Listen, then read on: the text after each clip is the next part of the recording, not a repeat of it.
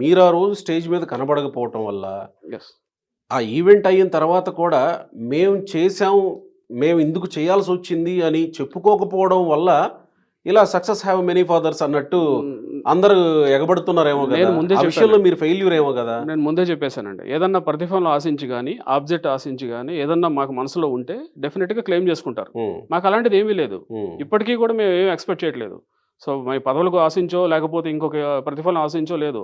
ఇక్కడికున్నటువంటి team గానివ్వండి, ఈ gratitude event కష్టపడినటువంటి team, నేను ఈరోజు ఓపెన్‌గా చెప్తున్నానండి.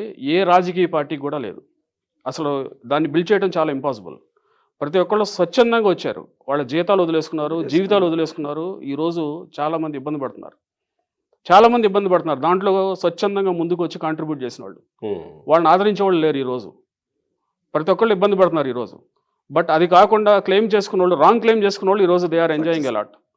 వీళ్ళందరూ రోడ్ల మీద తిరుగుతున్నారు. వాళ్ళు పదవులు అనుభవిస్తున్నారు. అంటే ఎక్కడ ఇది జరుగుతుంది? ఎక్కడ జరుగుతుందనేది గవర్నమెంట్‌కి తెలియాలి. ప్రభుత్వానికి తెలియాలి. వాళ్ళ దగ్గర ఉన్నటువంటి ఇంటెలిజెన్స్‌కి తెలియాలి.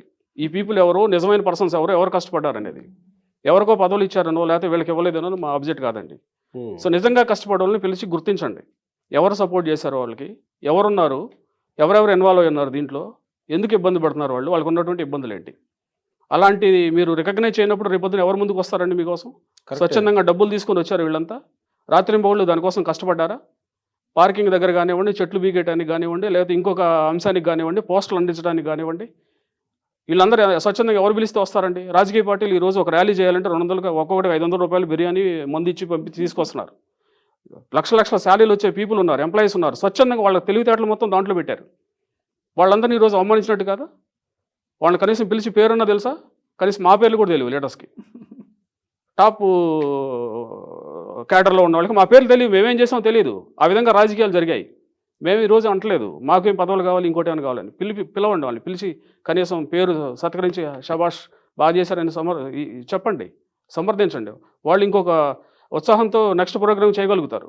అది కనీసం ఆ సపోర్ట్ కూడా లేకపోతే ఎవరు ముందుకు రారండి. కనీసం ఒక అడుగు కూడా ముందుకేయరు.